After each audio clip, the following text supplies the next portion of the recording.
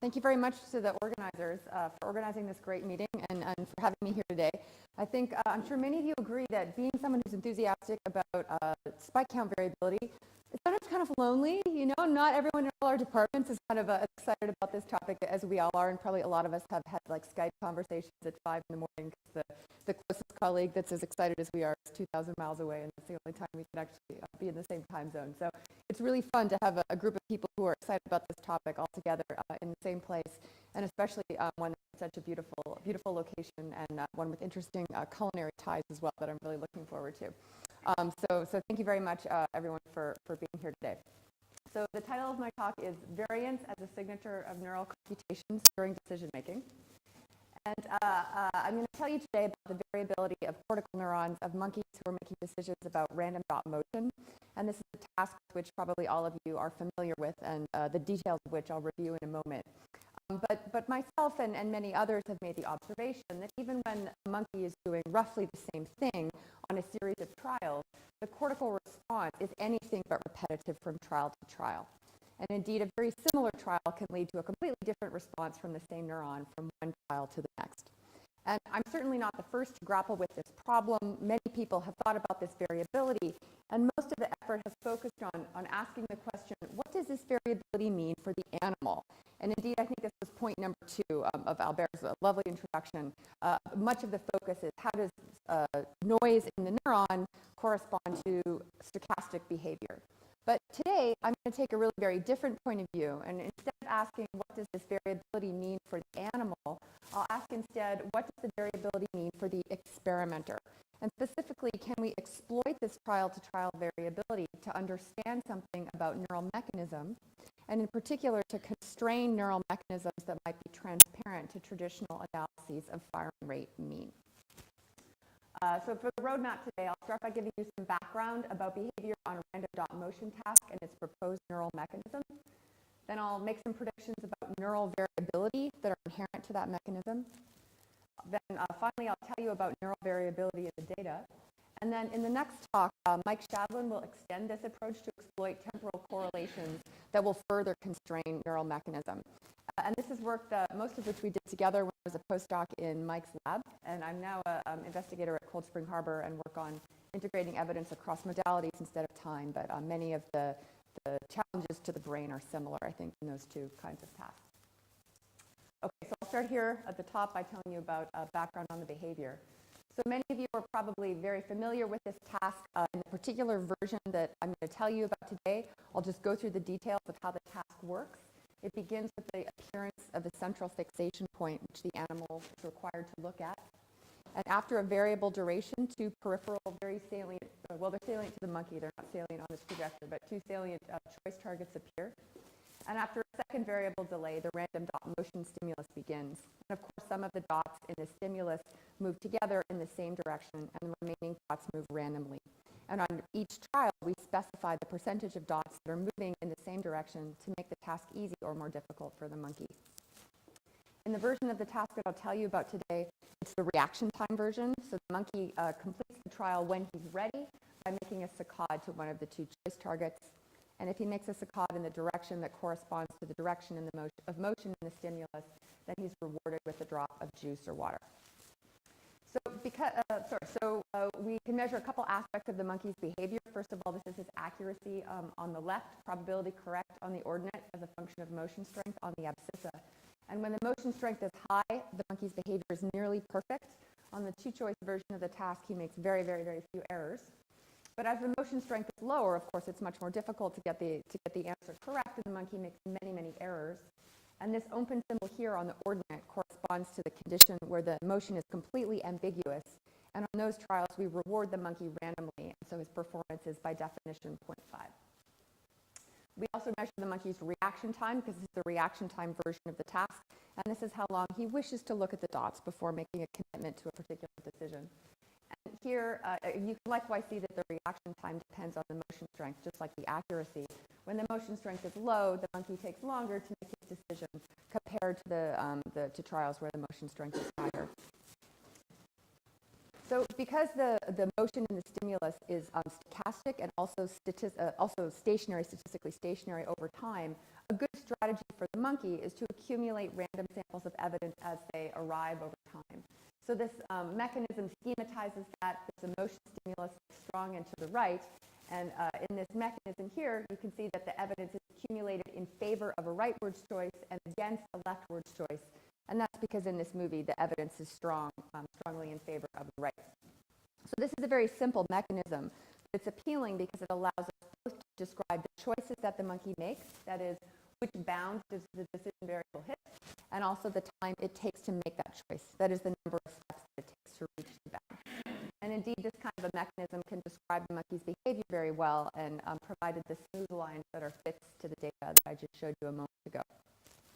So because we trained an animal to do this task, this gives us a chance to look at the underlying neural mechanism by recording electrophysiological responses in the brain. And the visual inputs that are relevant for this task come first to the middle temporal area, also known as area MT, where the neurons are sensitive to the direction of motion in the stimulus. And those MT neurons project perhaps directly or indirectly to the lateral interparietal area or area LIP. And area LIP is neither a purely sensory nor purely motor area, but instead has aspects of both responses. And it projects to areas like the frontal eye field, FES, and also the superior colliculus, which you can't see on this brain. And those are two areas that are more intimately involved in the preparation of saccadic eye movement. So I'm going to tell you about what LIP responses do on the random dot motion task. Just before I do that, I want to give you a sense of their response properties just more generally, so you can see why we think this is an interesting place to look for decision-making activity. So when we're trying to find a neuron to study in area LIP, and we find a neuron, we look at its response field. And that's simply the part of space that might look something like this, where the neuron will respond if you put a choice target there. And when we're trying to map this response field, we'll put targets all over the visual field. And for example, if the neuron's response field is down and to the left, as in this example that I've schematized here, the neuron will not respond when a target is up and to the right. So lest you think, though, that the responses of these neurons are purely sensory, I should tell you that our selection criteria for including these neurons is that they respond during the delay period of a memory-guided saccade task. And what that means is we put a target just transiently in the response field while the monkey's looking at this fixation point here, and then the target is extinguished. And then the monkey's required to keep looking at the fixation point and remember where the target was, and only about a second or so later, less than a second, when the fixation point disappears, does the monkey make a saccade to the remembered location of the target. And we include neurons in our study if they have persistent firing, that is, they continue to fire after the target is gone. And I'll play you just a quick movie of what that looks like. You'll see an example neuron recorded from LIP where that has a response field just like in this example down and to the left. And you'll see a little yellow dot flying around the screen, and that's the monkey's eye position that's measured as he's doing the task. And every time you hear a click, that's an action potential from a single isolated neuron. Okay, so I hope what you can hear is that there's a baseline firing rate, and that once the target appears, it becomes briefly elevated and then is sustained over a delay period. So I'll play that one more time.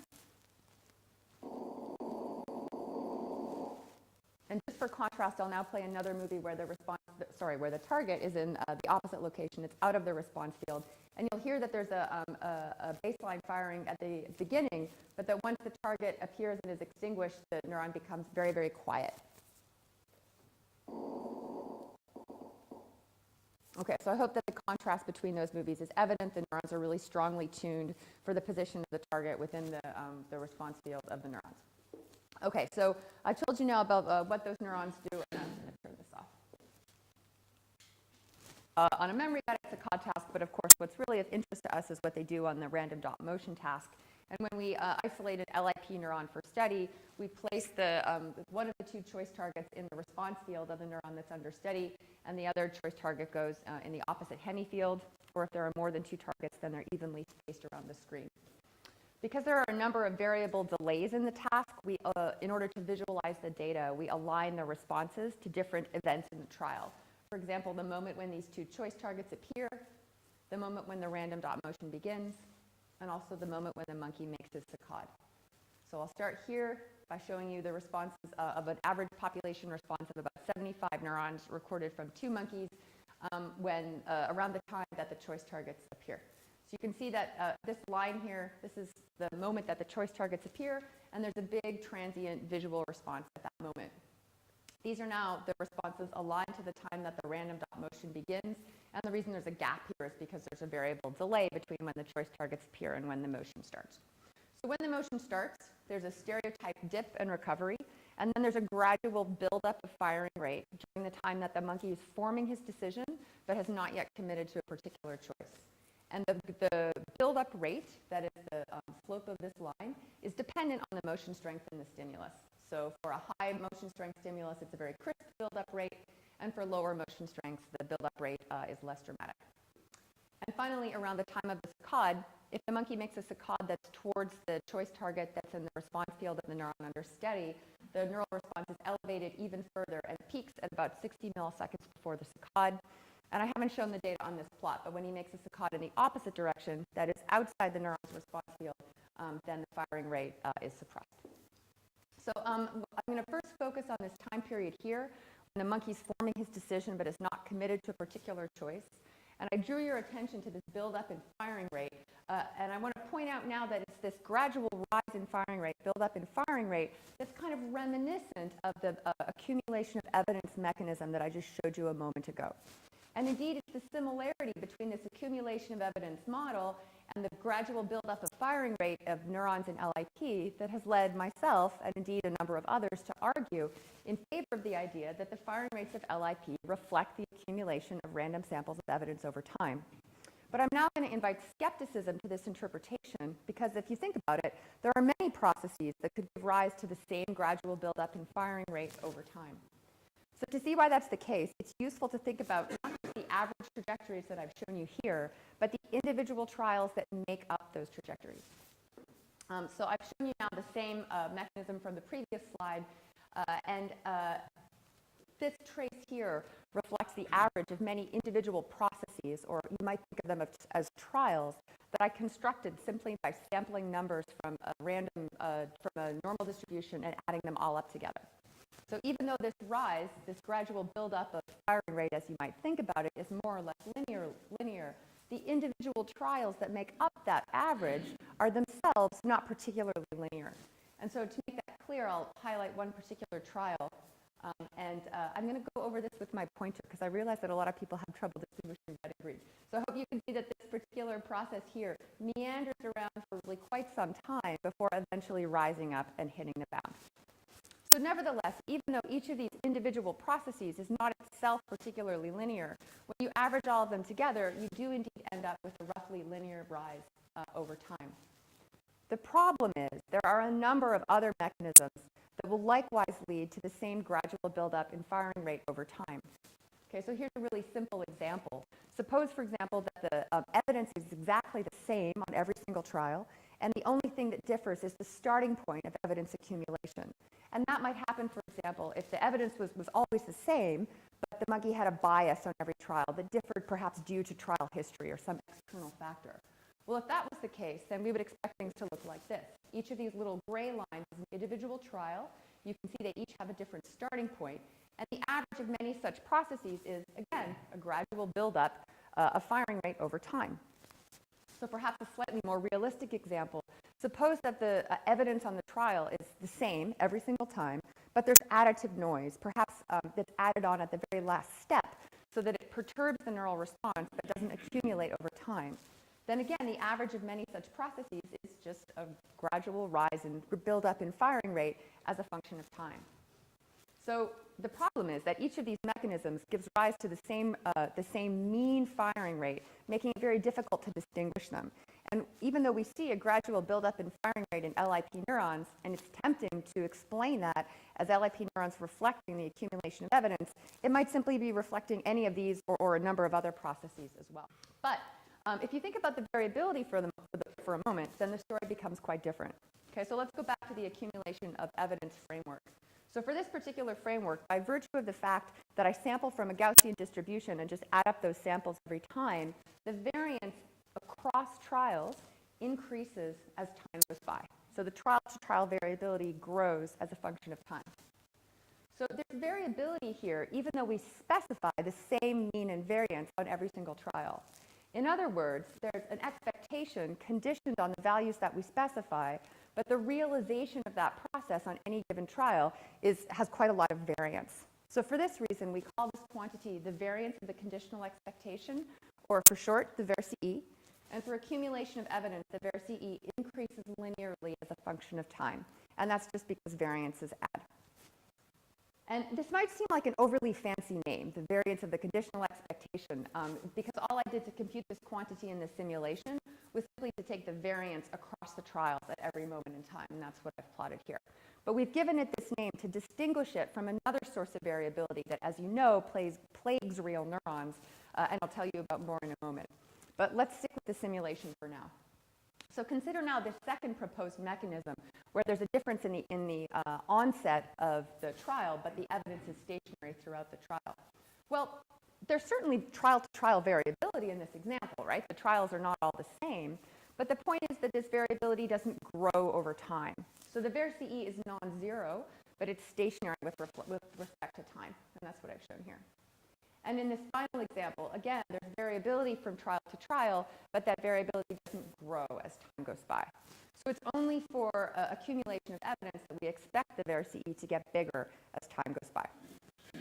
So this is, at first pass, an appealing way to distinguish what we see in the neurons, to distinguish these candidate neural mechanisms, and to identify whether accumulation of evidence is truly the mechanism that could explain the gradual buildup of firing rate that we see in LIP neurons. However, in real neurons, we don't have access to the putative wandering decision variables that I've shown you in this simulation. Instead, we only measure spikes. And so what we have at the end of the day is a raster that looks something like this. And this is a simulation that I made from these individual trials here. So, of course, we can compute spike count variability. That's no problem, right? We simply define some window, and we count the number of spikes in each trial. We call those little n. And then we have a vector of little n's, which we call big N. We can repeat this process for any moment in time. And for any particular moment that you happen to like, the variance across the little n's is what we call the total spike count variance, or sigma squared n. And you know now, by the way that I told you that I created these spikes, that this total variance reflects two sources of variance. Of course, it reflects the VERC, which captures the fact that the individual trials differ from one to the next. And it also includes an additional source of variance, which comes from the fact that I took each individual trial and, using a Poisson-point process, converted that firing rate into a series of spikes.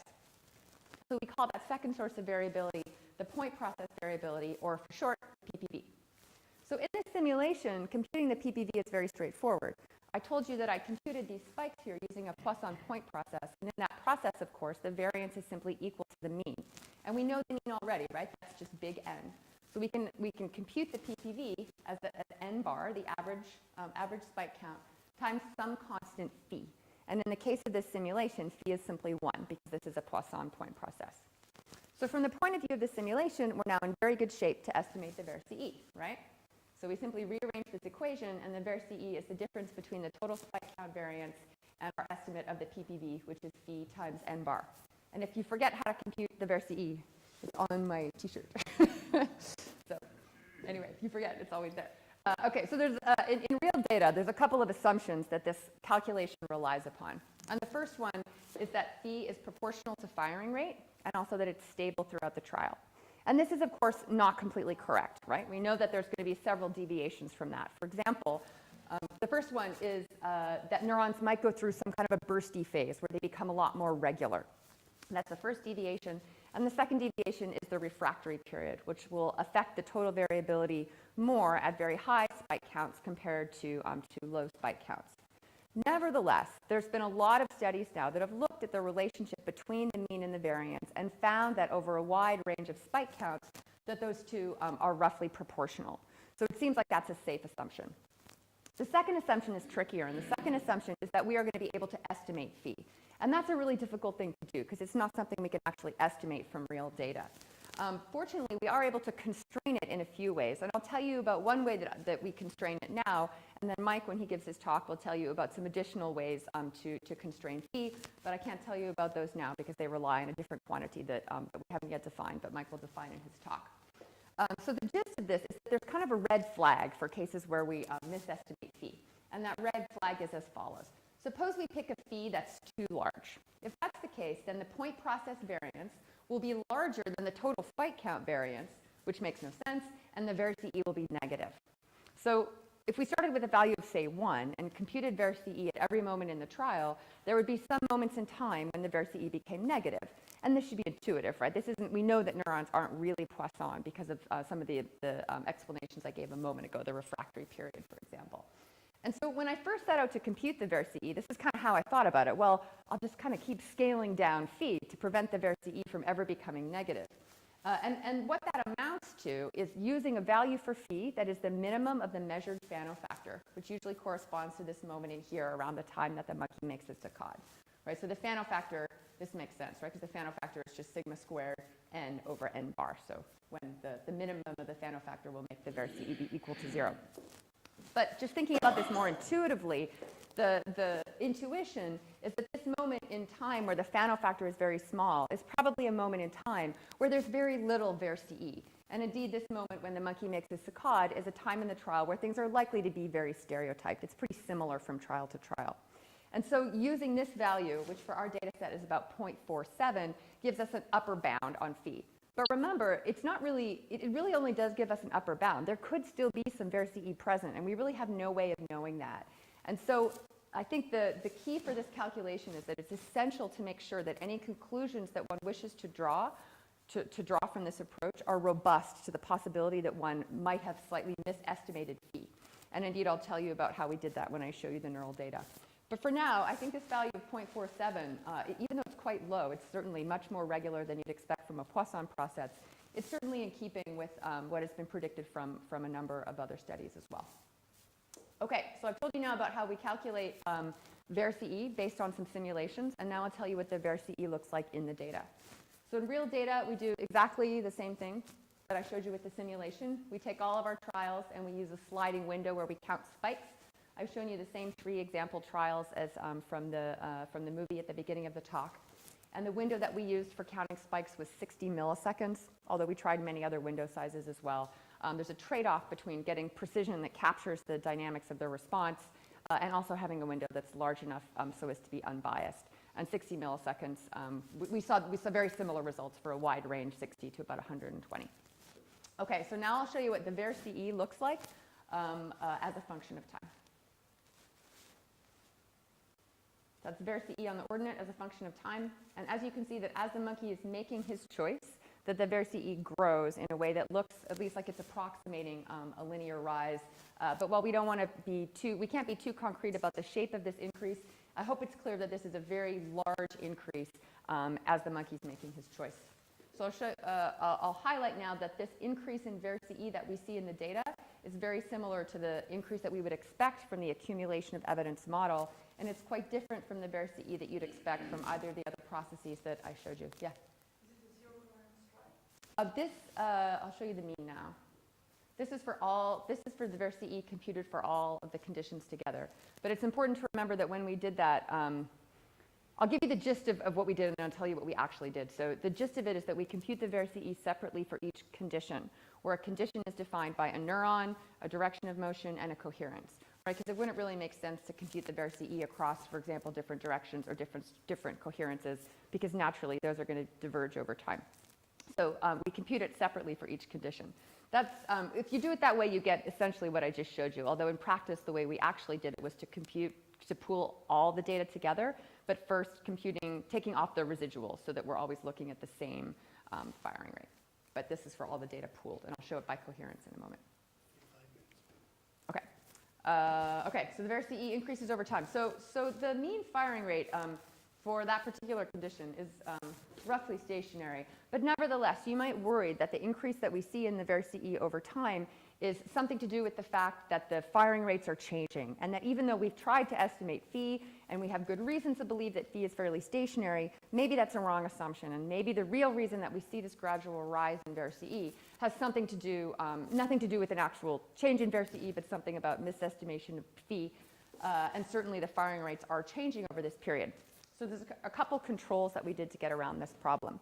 And the first thing we did is to just look at the data and to pick a particular motion strength for which the average firing rate didn't change very much. And that happens to be for motion that's 3.2% coherence in the direction that's away from the neuron's response field. So you can see during this period here, the firing rate is fairly stable. And this is the VERC corresponding to this particular condition by itself. You can see that the VERC undergoes a very dramatic rise, even though the firing rate isn't changing very much. And the second control that we did is a slightly complicated one, and if people are interested, I'll tell you more about it offline. It takes advantage of a technique called mean matching, where we subselect particular conditions such that we preserve the same spike count over the course of the entire trial. And this was a method that was developed by Krishna Shenoy and his colleagues. And you can see for this subset of the data, the VERC still increases, even though the mean firing rate is selected so that it's completely stationary with respect to time. So I hope these two controls give you reassurance that the VERC is changing, but not because of changes in the mean firing rate. Yeah. On that slide, the change in VERC is a lot lower than you showed for the population average. Yeah, I think it's difficult to compare the VERCs of the two because they're using very different subsets of data, right? For this particular approach, the downside of it is that you have to throw away a lot of data because you have to make sure that the distribution of spike counts is always the same. So I don't want to make too much of the magnitude of the VERC, but it's clear that it's definitely rising, right? Because we have to preserve the mean spike count, a lot of the data has to be omitted. And I think that's sort of a shortcoming of that approach compared to our approach, which is to assume that we can estimate the point process variance. And so here I've showed you the VERC for a number of different values of phi, in case perhaps you disbelieve the value of 0.47. Here it is for a wide range of values of phi. And you can see that the rise in VERC is apparent for all those other values as well. So I'm going to skip that slide, I think.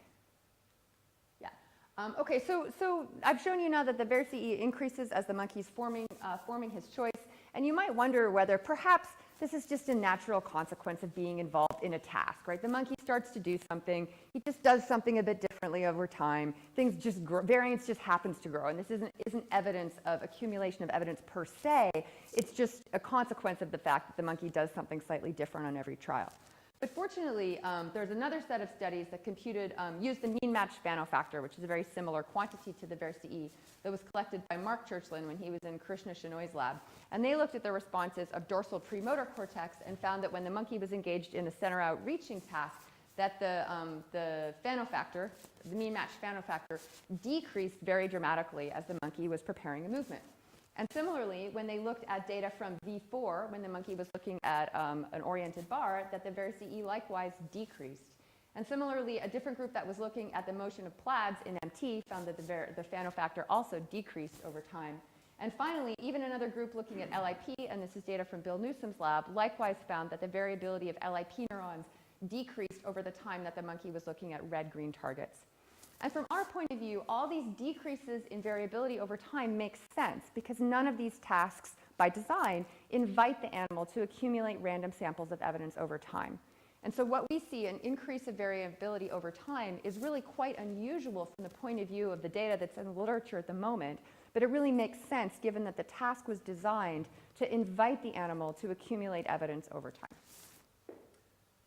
Okay, so I think I'm out of time here, so I'm going to skip what happens at the saccade and before the motion starts, and if you guys are interested, I'll tell you about that in the discussion.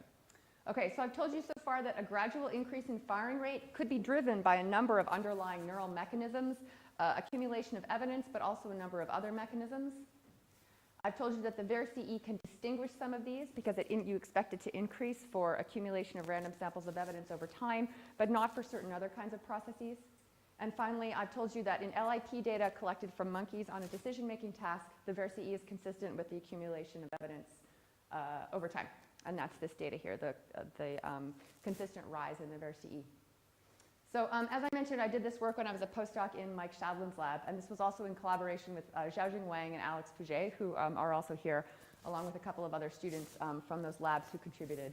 And it was really a great experience working with all these guys, and it was really great to be a postdoc with Mike and to work with someone who I think is really unusual in being able to do experimental work that's really connected to the theory as well. So that was, thank you, Mike, very much for that. And I'm also happy to say that I think that the VERC has been growing in popularity as time goes by. You'll see people wearing, VERC T-shirts, everywhere you go. Even some very senior people in the field are excited about this quantity, and also it's really catching on with the young people as well. So I'll stop there, and I'm happy to take any questions.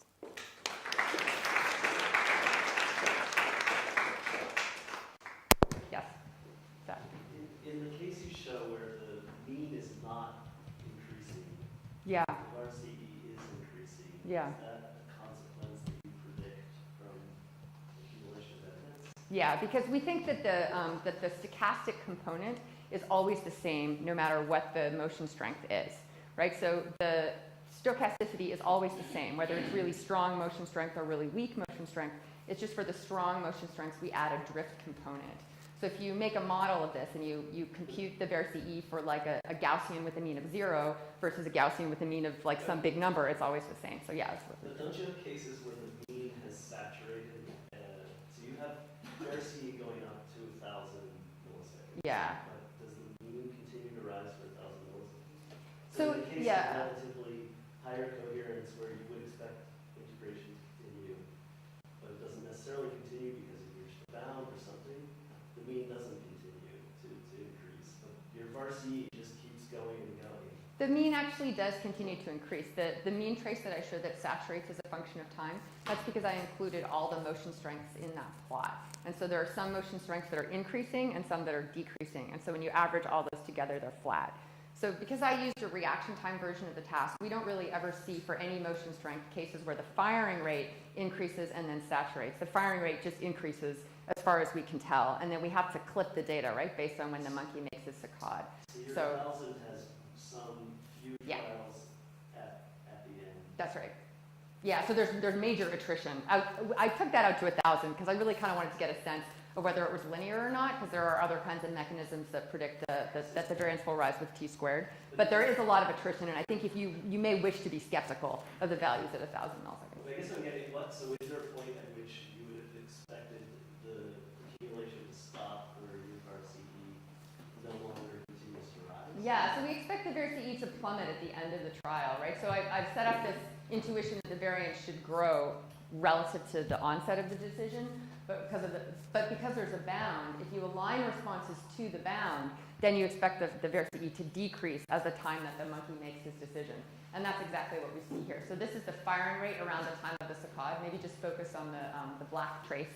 We call that T-in. That's when he's making a saccade to the target in the response field. And you can see that around the time of the saccade, the VERC plummets. And this is quite similar to what people see in all the other studies, perhaps in particular the decrease in variability that may be related to motor preparation, because the monkey ends up doing a very stereotyped movement on every trial. Let's move on. Okay? It's good there's lots of questions.